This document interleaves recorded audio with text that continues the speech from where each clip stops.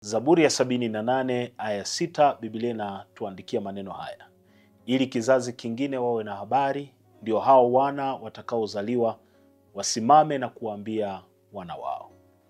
Jamii yoyote yenye nguvu ni jamii ambayo inahamisha habari za ushindi, habari za uhodari kwenda kizazi hata kizazi. Ukitaka kujenga familia yako kuwa familia ya watu wasiokata tamaa, watu ambao watasimama imara kuyapigania mambo, lazima ujifunze kuwa na aina ya habari za kuambia watoto wako, kuambia uzao wako. Sio kuambia mambo manyonge na madhaifu, lakini kuambia vitu ambavyo vitawafanya wawe hodari, vitawafanya wawe watu ambao hawatakata tamaa kwenye maisha. Mara nyingi tumekuwa tukiwasemesha watoto vitu vigumu, vitu ambavyo havina uhai ndani yake, vitu ambavyo mwisho wa siku vitawafanya wakate tamaa, waumie, waone maisha ni ya ajabu na magumu. Kwa hiyo kama mzazi au mlezi, lazima ujue ya kwamba una watu chini yako wanaosikiliza habari zinazotoka katika kilindi cha moyo wako. Waambie habari ya tumaini ulilo nalo juu ya Mungu. Waambie habari ya imani yako juu ya Bwana.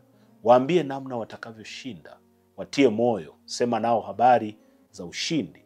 Waambie habari ya ukuu wa Mungu, na ndipo utatengeneza jamii ya watu wenye nguvu, watu walio na tumaini, watu ambao hawatatawaliwa na woga na hofu za namna mbalimbali. Lakini ukisema vitu vidhaifu, ukasema kwao vitu vinyonge, utajikuta umetengeneza jamii ya watu wadhaifu, watu wanyonge, watu waoga.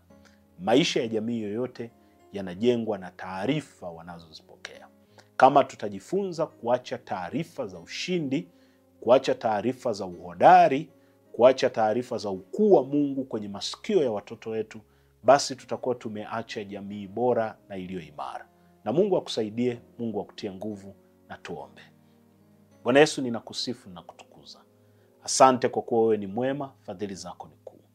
Asante kwa kuwa Bwana umetuumba na kutufinyanga, vinywa vyetu viwe vinywa vya kupashana habari. Ninaomba juu ya mtumishi wako huyu, kamsaidie kinywa chake kikaache habari za ushindi, habari za uhodari, habari za ukuu wako kwenye masikio ya watoto wake, kwenye masikio ya wote ambao anawalea chini yake. Neema yako na fadhili zako ziwe juu yake daima.